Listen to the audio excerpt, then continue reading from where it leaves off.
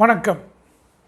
Legal bouquet என்ற இந்த channel மூலம் சட்டம் பயில்கின்ற மாணவ நண்பர்களுக்கும் பொதுமக்களுக்கும் சட்ட விழிப்புணர்வை ஏற்படுத்த வேண்டி இந்த சேனலில் பல்வேறு சட்ட தலைப்புகளில் வீடியோக்கள் வெளியிடப்பட்டு வருகின்றன. அதன் அடிப்படையில் இன்றைய தினம் பார்க்க இருக்கின்ற தலைப்பு கிரிமினல் கான்ஸ்பிரசி, அதாவது குற்றச்சதி. 2 அல்லது 3 நபர்கள் ஒன்று சேர்ந்து ஒரு குற்றச்செயலில் ஈடுபடுகின்ற போது அந்த குற்றச்செயலை அவர்கள் செய்கின்ற போது அந்த செயல்கள் குற்றச்சதியாக உள்ளதா என்பது குறித்து பாரதிய நியாய சங்கீதா BNS என்று இந்திய தண்டனை சட்டத்தை தற்போது அழைக்கப்படுகின்ற நூலில்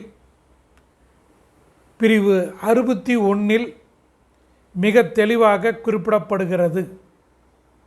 அதாவது கிரிமினல் கான்ஸ்பிரசி என்பது சட்டப்பிரிவு 61 2 அல்லது 3 நபர்களுக்கிடையே ஒரு ஒப்பந்தம் ஒன்றை ஏற்படுத்தி கொண்டு அந்த ஒப்பந்தம் முறையாக ஏற்படுத்தி கொண்டதாக இருந்த போதிலும் அந்த ஒப்பந்தத்தின் அடிப்படையில் செயல்படுகின்ற செயல்கள் சட்டத்துக்கு முரணான வகையில் சதி செய்ய வேண்டும் என்ற நோக்கத்தின் அடிப்படையில் செய்யப்படுகின்ற செயல் சதி செயல் கிரிமினல் கான்ஸ்பிரசி என்று அழைக்கப்படுகிறது.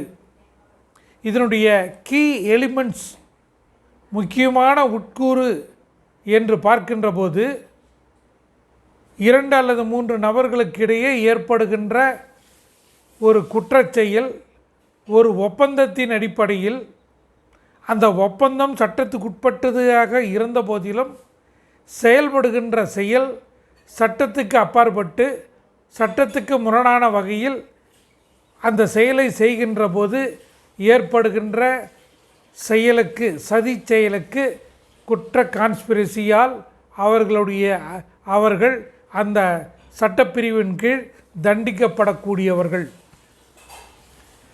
அந்த சதியின் காரணமாக ஏற்படுகின்ற நிகழ்வு சாதாரண குற்றம் நிகழக்கூடியதாகவும் இருக்கலாம், கடும் குற்றம் நிகழக்கூடியதாகவும் இருக்கலாம்.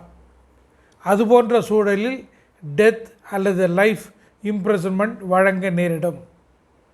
சில சமயங்களில் 6 மாதம் அல்லது அபராதம் அல்லது இரண்டும் சேர்த்து வழங்குவதற்கு ஏற்ற வகையில் பிரிவு 61 BNSS என்ற சட்டப்பிரிவில் தெளிவாக கூறப்பட்டுள்ளது. இந்த வீடியோ உங்களுக்கு பிடித்திருக்கும்னு நினைக்கிறேன். இது பிடித்திருந்தால் நீங்கள் லைக் செய்து சப்ஸ்கிரைப் பட்டனை ப்ரெஸ் பண்ணும்படி கேட்டுக்கொள்கிறேன். வணக்கம்.